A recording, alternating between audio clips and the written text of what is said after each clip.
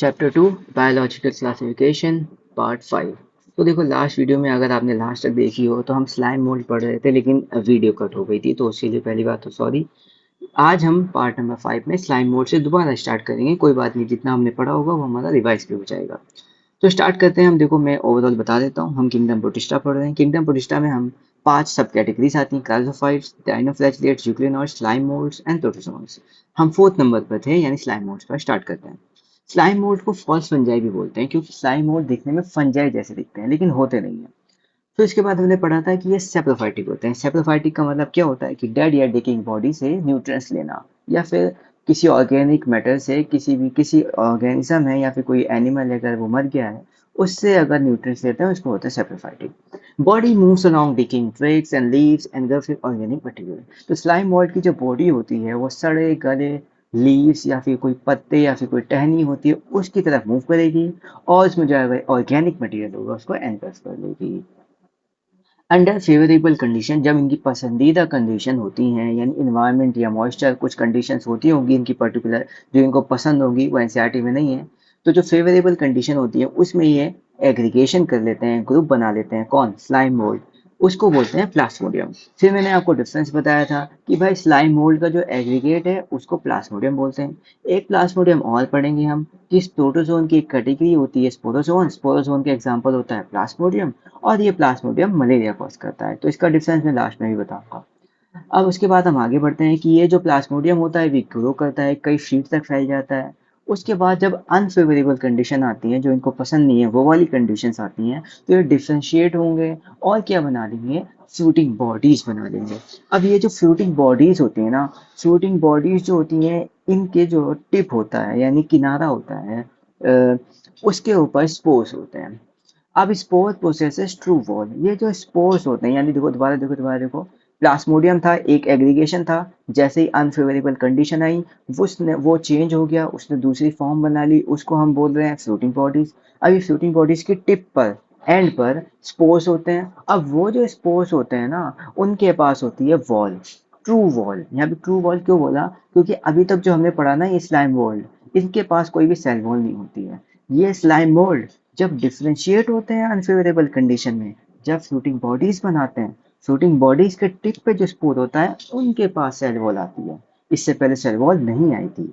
They are extremely resistant and survive for many years. अब ये जो स्पोर होते हैं जो फ्लोटिंग बॉडीज के टिप पे आते हैं, इनके पास सेल वॉल होने की वजह से बहुत ज़्यादा रेजिस्टेंट होते हैं। कोई तेज हवा चलेगी तो ये टूटेंगे नहीं, ज़मीन पे गिरेंगे तो टूटेंगे नहीं, मतलब डिस्ट्रॉय नहीं हो सकते हैं, और ये कई सालों तक सर्वाइव कर सकते हैं। और ये स्पोर जो होते हैं ये फैलते कैसे, डिस्पर्स कैसे होते हैं? हवा से डिस्पर्स हो जाते हैं।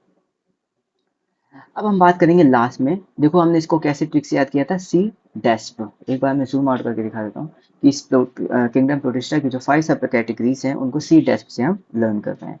तो लास्ट हमारा आता है पी, यानी प्रोटोजोन। अब ये जो प्रोटोजोन होते हैं ये हीटरोट्रॉफ्स होते हैं। ये कोई भी ऑटोट्रॉफ नहीं होते हैं, ना सेप्रोफाइटिक होते हैं, हीटरोट्रॉफ होते हैं। हीटरोट्रॉफ में ये प्रीडेटर हो सकते हैं या पैरासाइटिक हो सकते हैं। प्रीडेटर का मतलब क्या होता है? जो छोटे ऑर्गेनिज्म को शिकार करके खाता है। और पैरासाइट क्या होता है? ये पहले पार्ट में भी मैंने आपको बताया था कि पैरासाइट और सेप्रोफाइट में बेसिक डिफरेंस क्या होता है, एक बार फिर से बता देते हैं। सेप्रोफाइटिक डेड डिकेइंग मटेरियल से न्यूट्रिएंट्स लेगा, सड़े गले ऑर्गेनिज्म से न्यूट्रिएंट्स ले लेगा। और पैरासाइट मतलब क्या होता है कि वो लिविंग ऑर्गेनिज्म से न्यूट्रिएंट्स लेगा। ठीक है। अब अगला important point, primitive relatives of animals. ये जो प्रोटोजोन्स होते हैं ना, इनको एनिमल्स के पुराने रिश्तेदार बोला जाता है। अगर मैं सिंपल लैंग्वेज में बोलूँ तो प्रिमिटिव रिलेटिव्स ऑफ एनिमल्स। अब यहाँ पे देखो, ये जो प्रोटोजोन है ये फर्दर 4 सब कैटेगरीज में डिवाइडेड होते हैं: अमीबॉइड, फ्लैजिलेटेड, सीलिएटेड एंड स्पोरोसोम्स।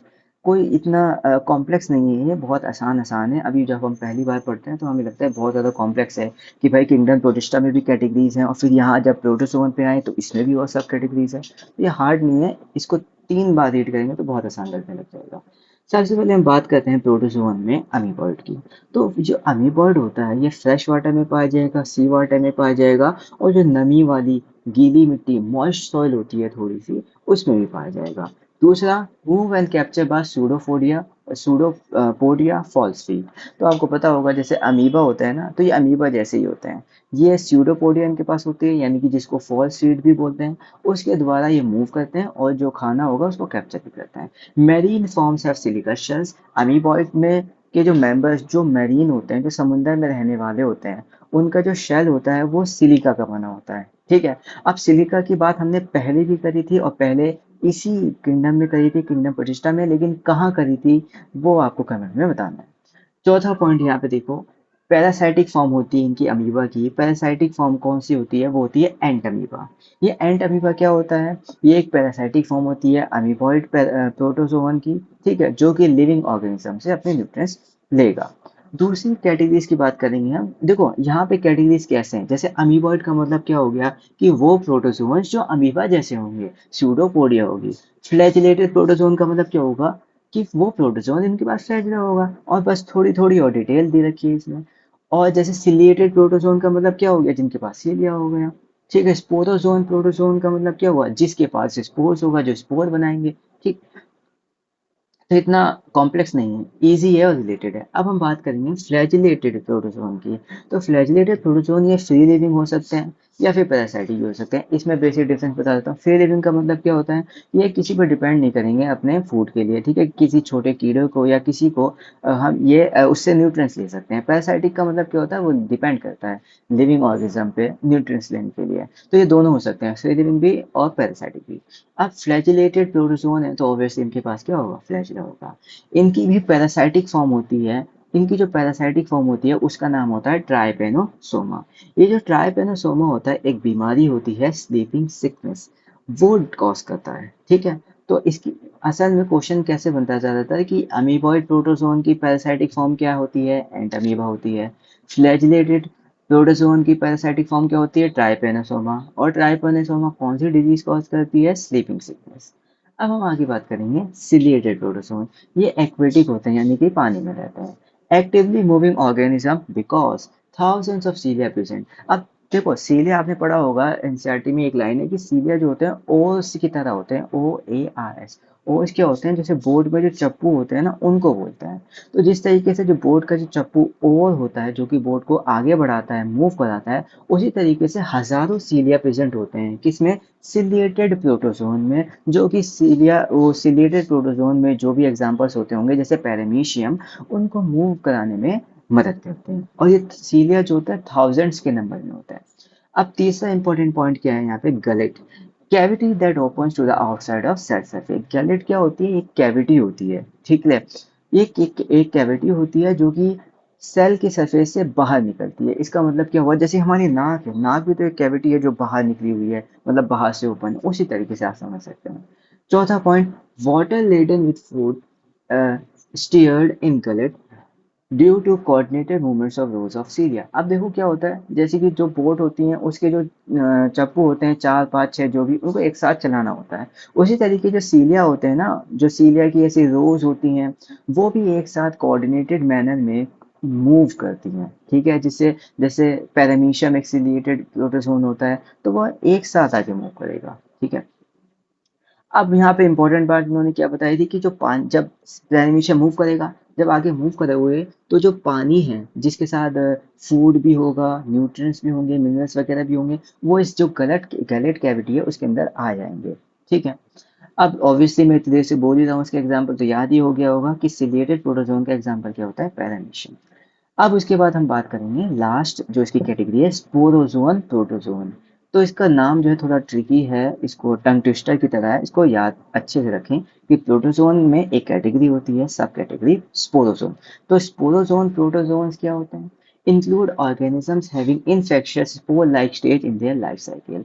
तो इसमें वो ऑर्गेनिजम्स आते हैं जिनकी पूरी जिंदगी में यानी लाइफ साइकिल में एक स्पोर जैसी स्टेज आती है, और वो स्पोर जैसी स्टेज जो इन्फेक्शियस हो, स्पोर जैसी स्टेज इन्फेक्शियस हो, यानी कि कुछ बीमारी कॉज करे, पैथोजेनिक हो। ठीक है। एक बार फिर से देख लेते हैं, कोई बात नहीं।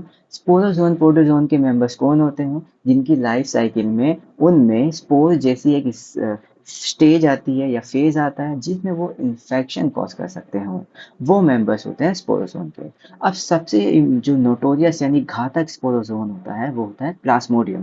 प्लाज्मोडियम अभी पीछे ही बताया था, अब ये जब कंप्लीट हो जाएगा उसके बाद हम डिफ्रेंशिएट भी कर देंगे।